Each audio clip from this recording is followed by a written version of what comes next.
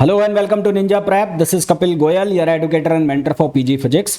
तो UKPSC physics lecturer PYQ series का ये है लेक्चर नंबर 4। इसके पहले 3 लेक्चर में करीबन मैं आप लोगों के साथ 60 के आसपास क्वेश्चन सॉल्व कर चुका हूं। आज के लेक्चर में हम करीबन 20 के आसपास क्वेश्चन डिस्कस करेंगे। ये जो क्वेश्चंस होंगे ये होंगे ऑल्टरनेटिंग करंट के, ईएमआई के, उसके अलावा जो मैग्नेटिक इफेक्ट ऑफ करंट है उसके क्वेश्चन होंगे। मैग्नेटिक इफेक्ट ऑफ करंट के जो क्वेश्चन है वो वन लाइनर टाइप क्वेश्चन आए थे, उनमें आपको फॉर्मूला वगैरह पता है तो आप इजीली उनको सॉल्व कर सकते हो, या सिंपल सीधे सीधे कंसेप्ट पता है, थ्योरी पता है तो उन क्वेश्चंस को आराम से सॉल्व कर सकते हो। वहीं जो ईएमआई वाले क्वेश्चन हैं और जो एसी सर्किट वाले क्वेश्चंस हैं उनके अंदर आपको कैलकुलेशन चाहिएगी और वो भारी भरकम कैलकुलेशन होगी। हालांकि क्वेश्चन करेंगे हम, ऐसा नहीं है नहीं करेंगे, पर मैं पहले ही बता रहा हूँ कि जो भारी भरकम कैलकुलेशन उनके अंदर होगी और कैलकुलेटर उनके अंदर चाहिएगा, है ना। ऐसा नहीं है नहीं होंगे, फॉर्मूला बेस्ड क्वेश्चन होंगे, पर क्योंकि वहां पर आपको पता है कि कैलकुलेशन लंबी चौड़ी होती है तो वहां पर वो कैलकुलेशन वाले क्वेश्चन होंगे। तो ये सारे क्वेश्चन हम कवर करेंगे एंड आई होप जितने भी क्वेश्चंस हैं उनके सॉल्यूशन आपको समझ में आएंगे, जैसा कि आपको पहले के लेक्चर्स में आते भी हैं।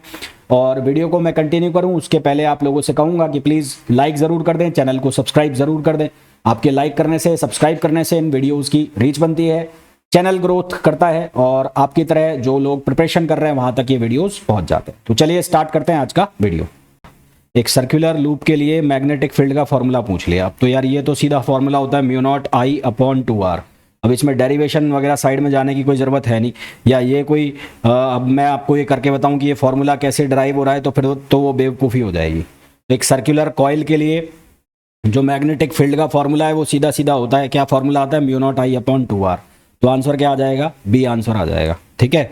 नया दूसरा जो क्वेश्चन है वो देखो, परमेबिलिटी किसके लिए मैक्सिमम होती है? तो परमेबिलिटी मैक्सिमम किसके लिए होती है? वो फेरोमैग्नेटिक के लिए होती है। सबसे कम किसके लिए होती है? डाईमैग्नेटिक के लिए कम होती है। और इन दोनों के बीच की किसके लिए होती है? वो पैरामैग्नेटिज्म के लिए होती है। तो यहाँ पर हमें पूछा है कि जो मैग्नेटिक परमिएबिलिटी वो मैक्सिमम किसके लिए होगी? तो मैग्नेटिक परमिएबिलिटी फेरोमैग्नेटिक जो होते हैं उनके लिए मैक्सिमम होती है। फिर अगला क्वेश्चन देखो, क्यूरीज लॉ पूछा है। तो क्यूरी जो लॉ होता है वो होता है काई इज इक्वल्स टू C/TC। काई इज इक्वल्स टू C/TC, ये क्यूरीज लॉ होता है ना, ये क्यूरी लॉ होता है। तो C/TC, तो यहाँ C जो है वो क्यूरी कांस्टेंट होता है, तो काई जो है वो प्रोपोर्शनल हो जाएगा 1/T के। काई प्रोपोर्शनल हो जाएगा 1/T के, तो हमारे पास सही आंसर आ जाएगा कौन सा? C आ जाएगा। फिर नेक्स्ट पूछा है the unit of permeability of vacuum. μ0 की यूनिट क्या होती है? तो μ0 जो है उसकी यूनिट होती है हेनरी पर मीटर। μ0 जो है उसकी यूनिट होती है हेनरी पर मीटर। तो हमारे पास जो आंसर आ जाएगा क्या आ जाएगा? बी आंसर आ जाएगा, है ना। क्या आंसर आ जाएगा? बी। फिर अगला पूछा है मैग्नेटिक सस्पेक्टिबिलिटी इज नेगेटिव। अब यही क्वेश्चन मैंने अभी आपको बताया था कि मैक्सिमम किसके लिए होगी? वो फेरोमैग्नेटिक के लिए होगी, और नेगेटिव किसके लिए होगी? वो डाईमैग्नेटिक मटेरियल जो होते हैं उसके लिए नेगेटिव होती है। यानी कि म्यू जो है उसकी वैल्यू क्या चली जाती है? नेगेटिव चली जाती है। किस केस में? जब हम बात करते हैं डाईमैग्नेटिक मटेरियल की। जैसे कि हम सुपर कंडक्टर की बात करते हैं तो सुपर कंडक्टर के केस में वो -1 बन जाती है ना। तो डाईमैग्नेटिक मटेरियल जो होते हैं उसके लिए जो सस्पेक्टिबिलिटी है, यहाँ पर परमिएबिलिटी नहीं, काई, तो काई की जो वैल्यू है वो पूछिए। तो काई जो है वो किसके लिए नेगेटिव हो जाएगा?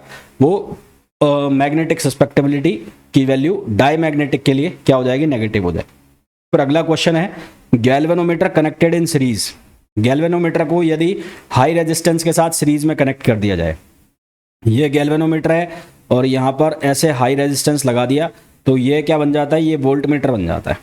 ठीक है, ये क्या बन जाता है? वोल्टमीटर। वहीं अगर पैरेलल में लगाओगे, लो रेजिस्टेंस पैरेलल में होगा तो वो एमीटर बनेगा, हाई रेजिस्टेंस सीरीज में होगा तो वो क्या बनेगा? वोल्टमीटर बनेगा। अब जो कि मैंने आपको शुरू में कहा था कि आज का जो सेट है इसमें जितने भी क्वेश्चंस हैं वो सारे के सारे वन लाइनर टाइप है, कंसेप्ट बेस्ड क्वेश्चन है। आपको पता है तो सीधे हो जाएंगे, नहीं पता है तो छूट जाएंगे। अब अगला क्वेश्चन देखो, अगला क्वेश्चन है paramagnetic material is placed in a magnetic field. Paramagnetic material को मैग्नेटिक फील्ड में रखा जाता है। तो पैरामैग्नेटिक के लिए हमारे पास क्यूरी का नियम होता है, वो क्या होता है? Q proportional to 1/T। यानी कि टेम्परेचर बढ़ेगा तो जो सस्पेक्टिबिलिटी है वो क्या होगी? कम होगी। हिसाब तो ये कहता है, पर यहाँ पर बोला है कि मैग्नेटिक फील्ड को तब तक बढ़ाया जाता है जब तक जो मैग्नेटाइजेशन है वो कांस्टेंट ना हो जाए। मैग्नेटिक फील्ड को तब तक बढ़ाया जाता है जब तक कि मैग्नेटाइजेशन कांस्टेंट ना हो जाए, और उसके बाद यदि टेम्परेचर डिक्रीज करेंगे तो क्या होगा? तो देखो, यदि टेम्परेचर बढ़ा रहे हैं तो काई की वैल्यू कम हो रही है, और टेम्परेचर को यदि हम डिक्रीज करेंगे तो काई की वैल्यू बढ़ेगी। पर यहाँ पर हमें क्वेश्चन में बोला है कि मैग्नेटिक फील्ड को तब तक बढ़ाया जाता है जब तक मैग्नेटाइजेशन कांस्टेंट ना हो जाए। तो when magnetization is constant, when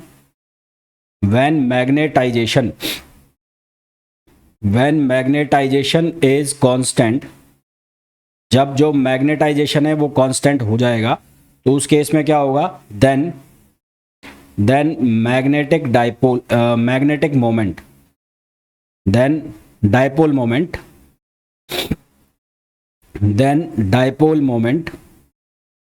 magnetic dipole moment align in the direction of magnetic field, in the direction of magnetic field। तो ये जो है किसकी डायरेक्शन में अलाइन हो जाएंगे, मैग्नेटिक फील्ड की डायरेक्शन में अलाइन हो जाएंगे। और उसके बाद यदि हम टेम्परेचर बढ़ाते भी हैं तो जो मैग्नेटाइजेशन है उसके ऊपर कोई इम्पैक्ट नहीं आएगा। And after this if we increase the temperature, after this if we increase the temperature, there is no change on magnetization, तो मैग्नेटाइजेशन के ऊपर कोई भी चेंज नहीं आएगा, यानी कि वो क्या रहने वाला है, कांस्टेंट रहने वाला है। तो हमारे पास जो आंसर है वो क्या आ जाएगा, सी आ जाएगा। अगला जो क्वेश्चन है उसमें पूछा है a proton and electron travelling along parallel path. Proton है और इलेक्ट्रॉन है, ये दोनों एक दूसरे के पैरेलल पाथ पे जा रहे हैं। Enters a region of uniform magnetic field acting perpendicular to their path. अब ये एक मैग्नेटिक फील्ड में एंटर करते हैं जो कि इनके पाथ के परपेंडिकुलर है। Which of the following statement is correct. पहला स्टेटमेंट है electron will move in a circular path with high frequency. दूसरा है electron will move in a helical path with high frequency. तीसरा है proton will move in a circular path. देखो अब perpendicular enter करेंगे तो जो वेलोसिटी और मैग्नेटिक फील्ड जब परपेंडिकुलर होंगे तो जो पाथ बनेगा वो सर्कुलर बनेगा। तो पाथ जो है वो सर्कुलर बनेगा, ये फिक्स है, आपको पता भी होगा। अब जो फ्रीक्वेंसी है उसका फॉर्मूला क्या होगा, फ्रीक्वेंसी का देखो टाइम पीरियड का फॉर्मूला होता है 2πm अपॉन QB, तो फ्रीक्वेंसी का फॉर्मूला होगा QB अपॉन 2πm। अब हाई फ्रीक्वेंसी की बात है, हाई फ्रीक्वेंसी किसकी होगी, तो यहाँ जो फ्रीक्वेंसी है वो रेसिप्रोकल हो गई किसके, मास के। फ्रीक्वेंसी रेसिप्रोकल हो गई किसके, मास के। तो मास ऑफ प्रोटॉन जो है वो ज़्यादा होगा मास ऑफ इलेक्ट्रॉन से। मास ऑफ प्रोटॉन ज़्यादा होगा मास ऑफ इलेक्ट्रॉन से, तो जो फ्रीक्वेंसी ऑफ प्रोटॉन है वो कम हो जाएगी फ्रीक्वेंसी ऑफ इलेक्ट्रॉन से। तो यानी कि दोनों में से जो हाई फ्रीक्वेंसी होगी वो किसकी होगी, इलेक्ट्रॉन की होगी। तो हमारे पास जो आंसर है वो क्या आ जाएगा कि electron will move in a circular path with high frequency. Circular path में दोनों ही होंगे, प्रोटॉन भी होगा और इलेक्ट्रॉन भी होगा, पर हाई फ्रीक्वेंसी किसकी होगी, इलेक्ट्रॉन की। रीजन बीइंग कि जो मास है वो इलेक्ट्रॉन का कम हो जाएगा और फ्रीक्वेंसी यहाँ रेसिप्रोकल हो गई, और तो मास इलेक्ट्रॉन का कम है तो फ्रीक्वेंसी उसकी क्या हो जाएगी, ज़्यादा हो जाएगी। अगला क्वेश्चन देखो, नेक्स्ट जो क्वेश्चन है उसमें बोला है a sinusoidal voltage 100 sin 500t is applied across a pure inductance. Pure inductance का केस है, उसका L दिया हुआ है, current through the coil is. हमें क्या बतानी है, करंट बतानी है, ठीक है, क्या बतानी है, करंट। तो करंट जो है यहाँ से जो निकलेगी वो I बतानी है, तो I इक्वल्स टू I0 और ये होगा साइन। कौन सा केस है, ये केस है, एक मिनट रुक जाओ, ये इंडक्टेंस है ना, तो for pure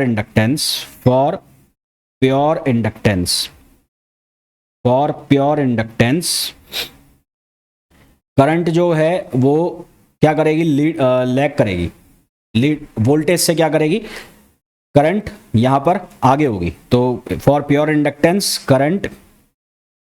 current leads the voltage bye 90 degree, current voltage से 90 डिग्री आगे होगी। तो यहाँ पर जो एक्सप्रेशन बनेगा वो बनेगा I0 और ये वोल्टेज का है तो यहाँ पर साइन और ये आ जाएगा 100 sine 500t minus pi by 2, sine 500t minus pi by 2, ये हमारे पास एक्सप्रेशन आ जाएगा। अब हमें वैल्यू निकालनी है किसकी, I0 की। हमें किसकी वैल्यू निकालनी है, I0 की वैल्यू निकालनी है। I0 की वैल्यू कैसे निकालेंगे, तो I0 की जो वैल्यू है वो किसके बराबर होगी, वी नॉट अपॉन एक्सएल। किसके बराबर होगी, वी नॉट अपॉन एक्सएल। तो वी नॉट तो है जो उसकी वैल्यू है ऑलरेडी 100, एक्सएल चाहिए, तो एक्सएल किसके बराबर होगा, ओमेगा एल के बराबर होगा। और ओमेगा जो है उसकी वैल्यू कितनी है, 500 है, तो ओमेगा की वैल्यू कितनी है, 500, और एल जो है उसकी वैल्यू है 0.02।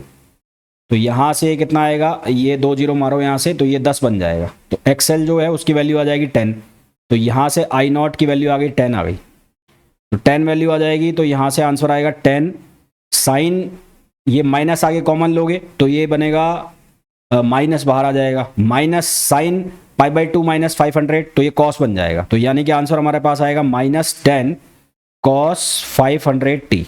तो हमारे पास आंसर आएगा -10 cos 500t, यानी कि बी आंसर हो जाएगा। तो सही आंसर हमारे पास क्या आ जाएगा, बी आ जाएगा। अगला जो क्वेश्चन है उसमें बोला है arc lamp require a direct current of 10 ampere at 80 volt to function. एक आर्क लैंप है जिसको एक डायरेक्ट करंट चाहिए 10 एम्पियर की और 80 वोल्ट पर। तो यहाँ से रेजिस्टेंस निकाल लो पहले। तो रेजिस्टेंस कितना होगा डायरेक्ट का 80 अपॉन आई, ये 10, तो 8 ओम का रेजिस्टेंस रिक्वायर्ड है initially. If it is connected to a 220 volt RMS, इसको 210 वोल्ट से कनेक्ट कर दिया जाता है। तो इम्पिडेंस किसके बराबर होगा, ये वी आर एम एस और अपॉन आई। तो वी आर एम एस कितना हो गया 220, और आई की वैल्यू कितनी हो गई है, आई की वैल्यू 10 एम्पियर है, तो आई की वैल्यू 10 एम्पियर, तो यहां से आ जाएगा 22 ohm. The series inductor needed for it work is close to be. तो ये एल आर सर्किट है ना, कौन सा सर्किट है, एल आर। तो for L R circuit, R L circuit बोल लो, R L circuit, R L series circuit. तो ये आर एल सीरीज सर्किट का क्वेश्चन हो गया, आर एल सीरीज सर्किट। तो आर एल सीरीज सर्किट के लिए Z square equals to R square plus X L square. तो जेड का स्क्वायर 22 का स्क्वायर 44, 22 का स्क्वायर, तो 22 का स्क्वायर करो 22 इंटू 22, तो ये 484। तो 22 का स्क्वायर करोगे तो ये आएगा 484, और आर कितना है 8, तो 8 का स्क्वायर कितना हो जाएगा 64, यहाँ से निकल जाएगा एक्सएल स्क्वायर। तो एक्सएल की वैल्यू निकाल लो। तो मैं 484 में से 64 माइनस कर रहा हूँ और इसका रूट निकाल दूँ। तो इसका रूट निकाल दूंगा तो ये आएगा 20.0949। तो यहाँ से एक्सएल की वैल्यू हो गई 20.49 ओमेगा, एक्सएल की वैल्यू हो गई। तो हमें क्या पूछा है, हमें पूछा है करंट की वैल्यू पूछिए, हेनरी दिया हुआ है ना यहाँ पर, तो हेनरी दिया हुआ है, तो हमें इंडक्टेंस की वैल्यू पूछिए, इंडक्टर। तो इंडक्टर की वैल्यू पूछिए, एक्सएल आ गया हमारे पास। तो एक्सएल जो है वो बराबर होता है ओमेगा एल।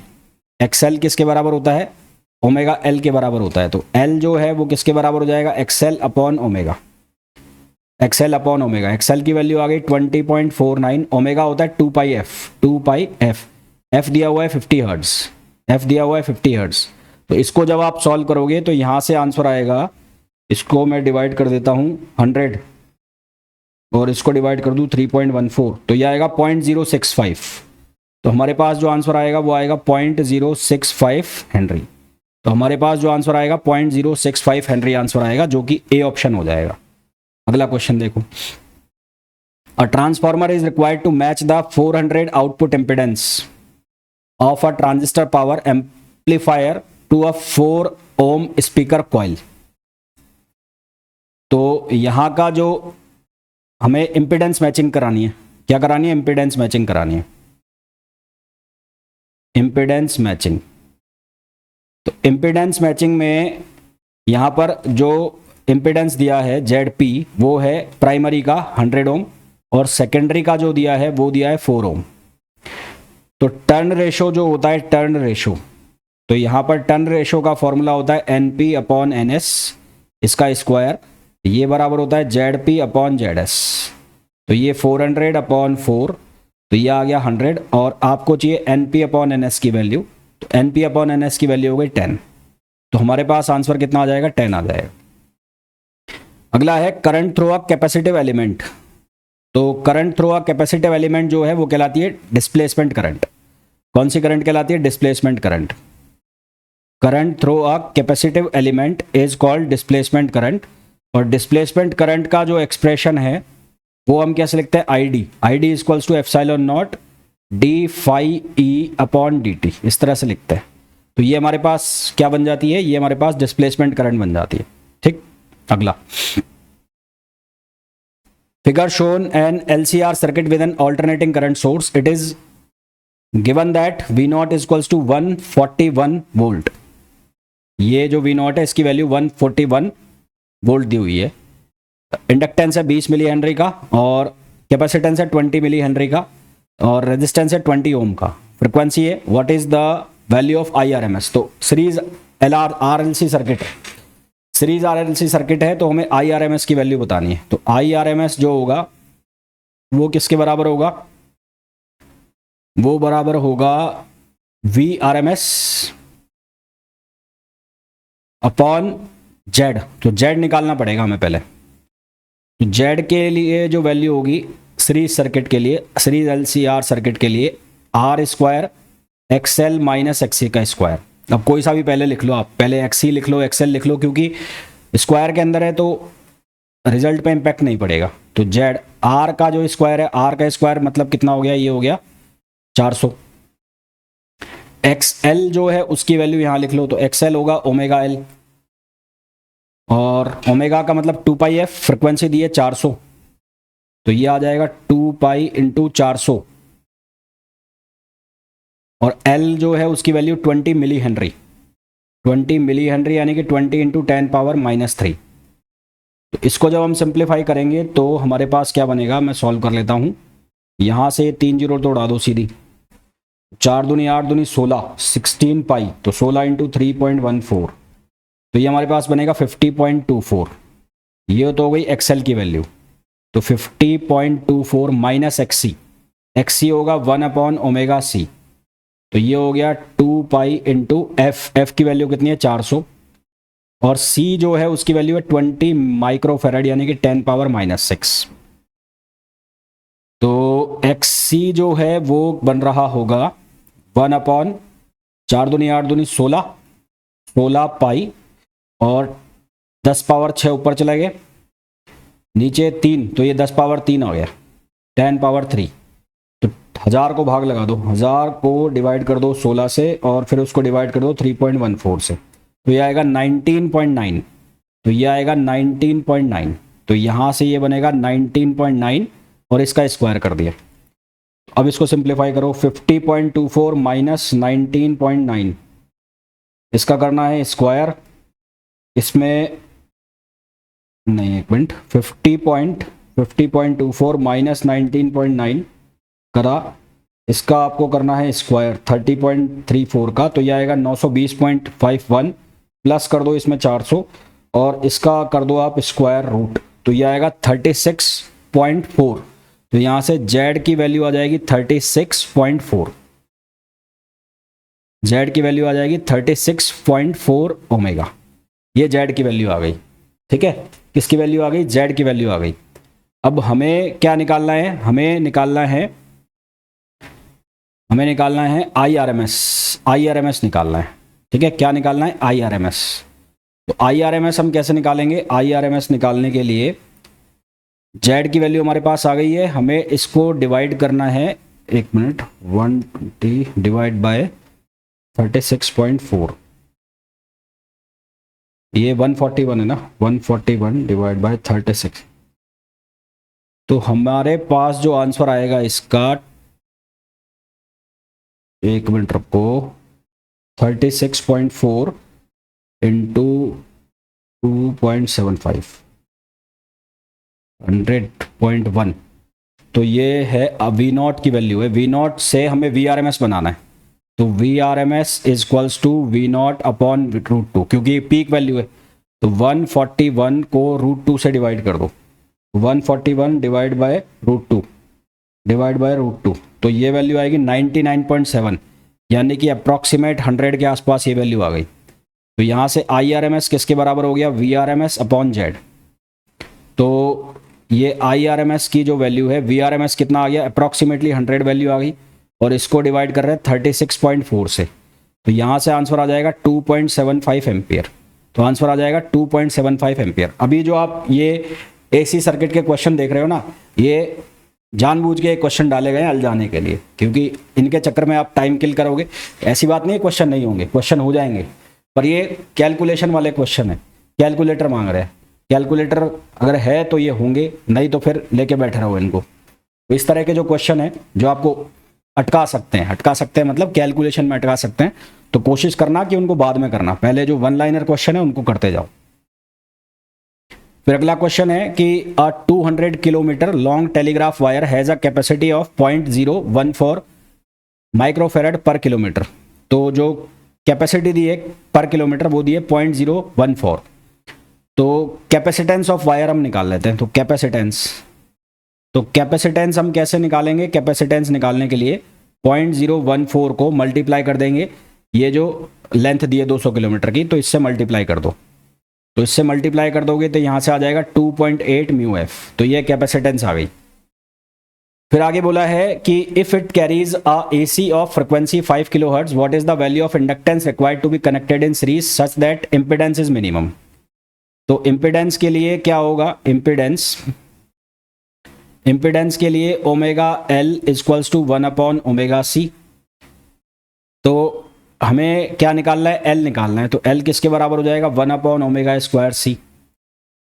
फ्रिक्वेंसी यहाँ दी हुई है 5 किलोहर्ट्ज, तो ये 2 पाई एफ, यानी कि किलो है तो 5000 हो जाएगा स्क्वायर, और सी की जो वैल्यू है वो 2.8 इंटू 10⁻⁻6 हो जाएगी।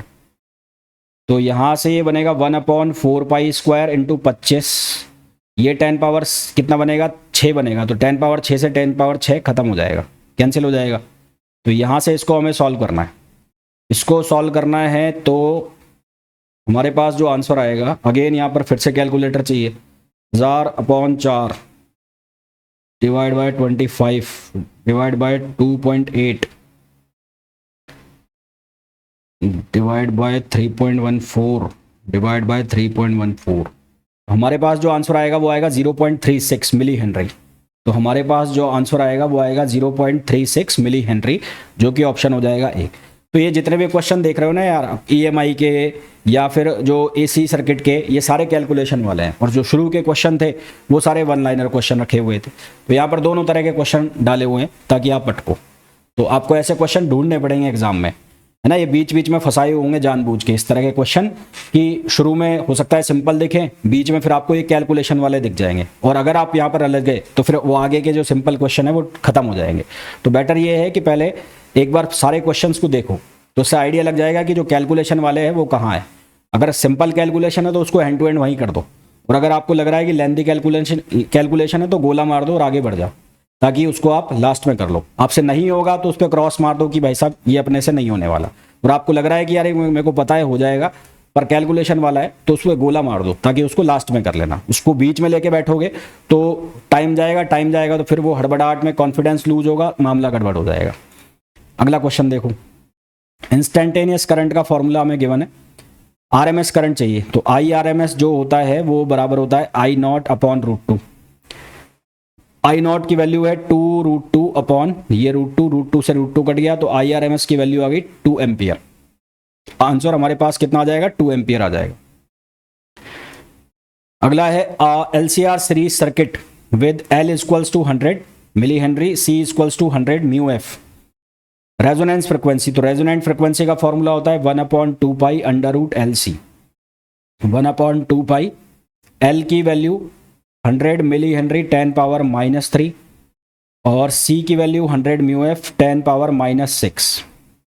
तो ये बनेगा 1/2 पाई, यहाँ से 4 है ना, तो ये 10⁻�5 हो जाएगा, यहाँ से 10⁻⁻5, और इसको मैं ऐसे लिख लेता हूँ 1/2 पाई 0.1 इंटू 10⁻⁻4। अब ये 10⁻⁻4 को तो पहुँचाओ बाहर, तो ये बनेगा 100/2 पाई इंटू 0.1।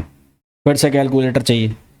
अब कैलकुलेटर लो तो √0.1 0.316, तो 100/0.316 करो, फिर इसको डिवाइड करो 2 से, फिर इसको डिवाइड करो 3.14 से, अप्रॉक्सीमेटली 50 हर्ट्ज के आसपास आंसर आ जाए।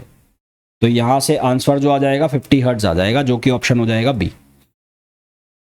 नेक्स्ट है two coil of same length and same area, two coils of same length and same area of cross section are placed near each other if L1 and L2 are the, ये mutual inductance का formula है, M equals to K under root L1 L2, जहां जो K है वो होता है coupling constant, K जो है वो क्या होता है कपलिंग कांस्टेंट, और ये जो कपलिंग कांस्टेंट की वैल्यू है ये कहां से कहां तक होती है 0 से 1 तक, कपलिंग कांस्टेंट की वैल्यू कहां से कहां तक होती है 0 से 1 तक, ठीक। यदि एक दूसरे में ऐसे अगर जो इस तरह से दोनों कॉइल एक के अंदर एक है तो यहाँ पर K की वैल्यू हम 1 लेंगे, और अगर ये दूर रखिए सेपरेशन में यानी कि इस तरह से रखिए तो उस केस में K की वैल्यू क्या लेंगे 0 लेंगे। तो हमारे पास जो आंसर आ जाएगा वो कितना आ जाएगा अंडर रूट L1 L2। अगला question, the current required for full scale deflection in a moving coil galvanometer depends on पूछा है, तो I का जो फॉर्मूला होता है वो होता है K theta upon NBA। K का मतलब होता है सेंसिटिविटी या स्टिफनेस, K का मतलब होता है स्टिफनेस, तो K है स्टिफनेस, N है नंबर ऑफ टर्न्स, A है एरिया। अब इसमें क्या दिया है, एरिया पे डिपेंड कर रही है, नंबर ऑफ टर्न्स पे डिपेंड कर रही है, स्टिफनेस पे डिपेंड कर रही है, तो डिपेंड में पूछा है तो तीनों पे डिपेंड कर रही है। अब यहां पर डेंसिटी ऑफ फॉस्फोरस, इसमें हो सकता है कि ऐसा हो कि डज नॉट डिपेंड्स ऑन,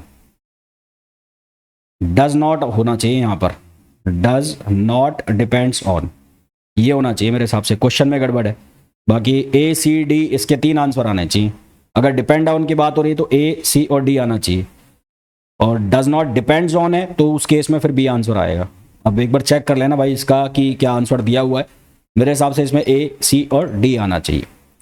तो काफ़ी सारे क्वेश्चन किए हमने आज के लेक्चर में, एंड आई होप आप लोगों को बहुत अच्छे से समझ भी आए होंगे। कुछ सिंपल क्वेश्चन थे बहुत ज़्यादा, और कुछ बहुत ज़्यादा कैलकुलेशन वाले क्वेश्चन थे, जैसा कि मैंने आपको शुरू में कहा भी था, और किस तरह से करना है ये भी मैंने आपको बताया।